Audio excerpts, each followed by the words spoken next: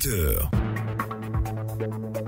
Vous êtes sur la radio numéro 1 sur l'info le sport. La chronique scientifique sera à 7h10 avec Kone Samba et nous allons parler de la place de l'alimentation dans la survenue de nombre de cancers. À 7h20, vous aurez les sports dans la matinale des sports avec Fernand Kouakou. On aura Foot Inter et la zone mix qui vous permettra de vous exprimer avec nos deux numéros de téléphone. Pour l'instant, Denise de la Fafiette, le journal, c'est avec elle. Bonjour. Bonjour Thierry Angeval, bonjour à tous. 41%, c'est le taux d'irrégularité des marchés publics passé au titre de l'année 2016. C'est le résultat de l'audit mené sur des sociétés d'État, des ministères, des communes et des marchés de travaux de fourniture. Le ministre de l'Enseignement supérieur et de la Recherche scientifique fait de l'insertion professionnelle des jeunes diplômés une priorité. Il annonce des réformes comme solution. Vous entendrez dans ce journal le ministre Albert Mabry-Touakus. Au Kenya, la vice-présidente de la Cour suprême est tombée dans les filets des enquêteurs. Philomena Mwilu est accusée d'abus de pouvoir et de fraude fiscale. Et c'est le journal que vous suivez sur la radio numéro 1 sur l'info et le sport. Nous commençons avec ces informations. Le taux d'irrégularité des marchés publics passés au titre de l'année 2016 est de 41%. Les résultats de l'audit réalisé par l'autorité de régulation des marchés publics ont été présentés hier mardi.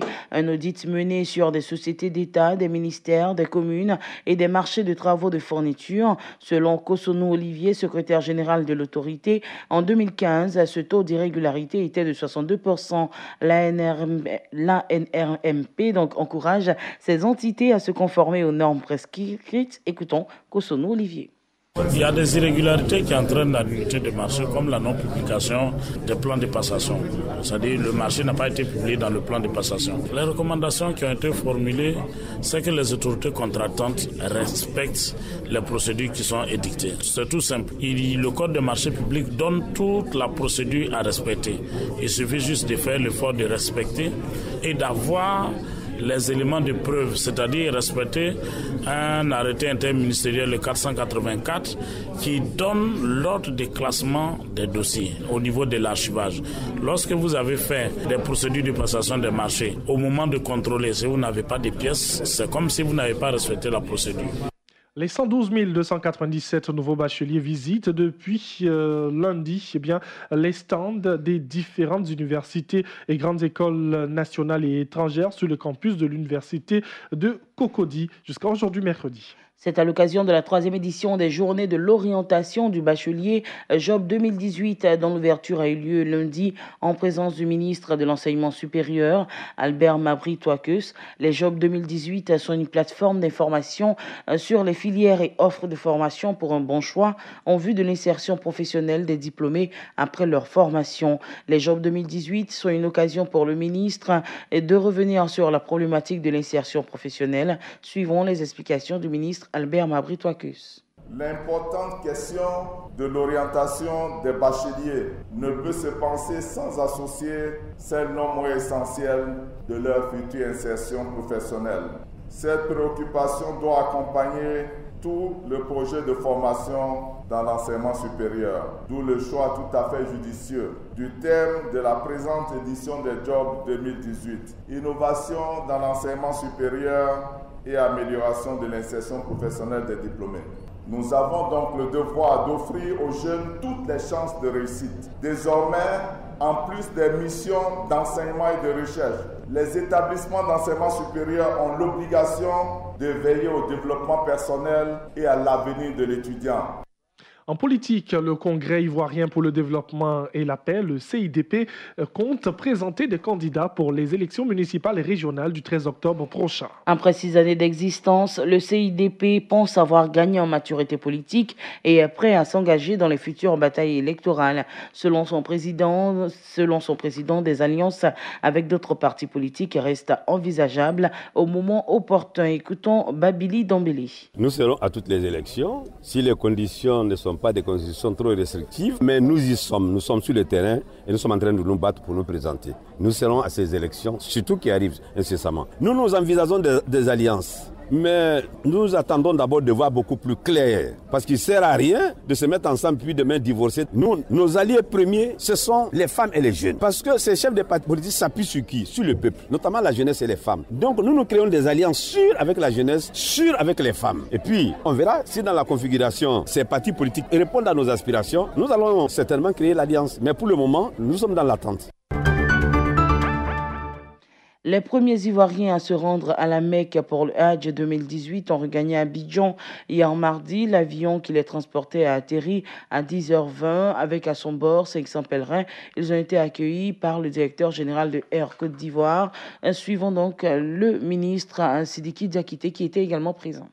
Je voudrais commencer mes premiers mots pour adresser toutes les félicitations du président de la République à l'ensemble des fidèles musulmans qui ont effectué le pèlerinage à la Mecque, qui ont décidé d'aller accomplir le 5e pilier de l'islam et qui en ont profité pour formuler de ferventes prières pour eux-mêmes, pour leurs familles, mais surtout pour la Côte d'Ivoire et pour tous les Ivoiriens, pour la paix et la prospérité dans notre pays, pour l'union et la consolidation de la cohésion nationale, pour la réconciliation entre tous les Ivoiriens. C'est donc une fierté de voir le premier contingent d'Ivoiriens rentrer de la Mecque et nous voyons que, en tout cas, tous semblent être en bonne santé. Tous semblent également être satisfaits du déroulement du Hajj 2018.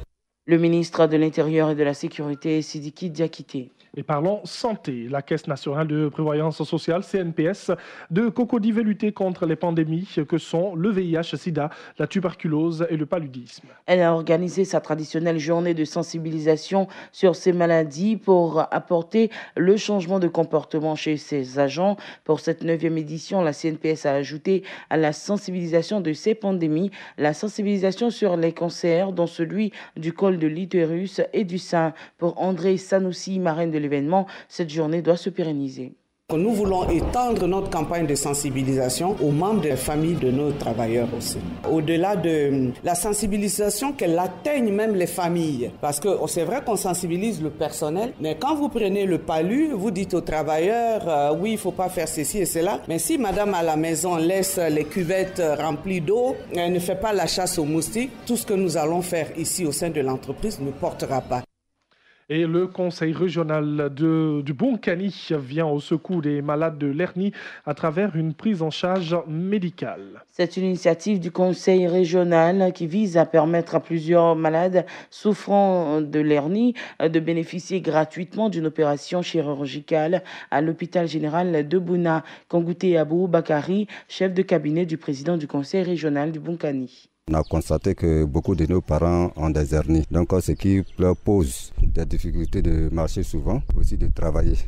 Donc le président du conseil régional, Rien Philippe, et Yul Sansan François, directeur des marchés publics, ont trouvé bon d'apporter des soins à leur population en initiant cette opération gratuitement.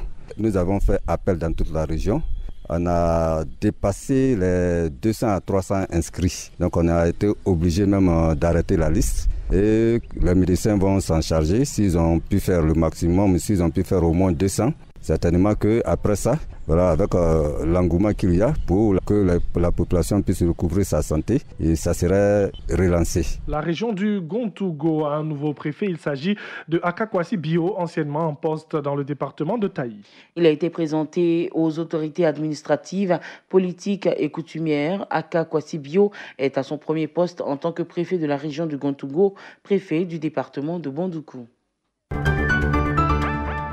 Et nous allons à l'international. Eh bien, depuis plusieurs mois au Kenya, les enquêtes et arrestations se multiplient pour des faits de corruption et de crimes économiques.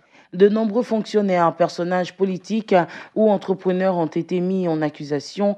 Mais hier, c'est la vice-présidente de la Cour suprême elle-même qui est tombée dans les filets des enquêteurs. Philomena Mouilou est accusée d'abus de pouvoir et de fraude fiscale. Et en Allemagne, ce pays poursuit son processus de réparation envers les héros de Namibie.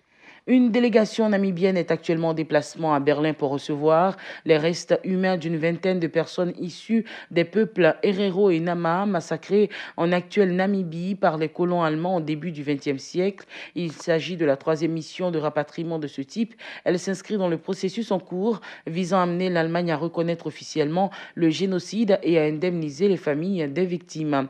Nous terminons ce journal avec cette information. En raison des rencontres de la 6e et dernière journée de la Coupe de la Confédération qui opposeront le WAC au Joliba de Bamako, la SEC Mimosa à l'AS Vita, aujourd'hui mercredi à 16h et à 19h, et qui vous seront retransmises en direct sur Radio Côte d'Ivoire. Le journal de ce soir vous sera proposé à 18h30 au lieu de 19h.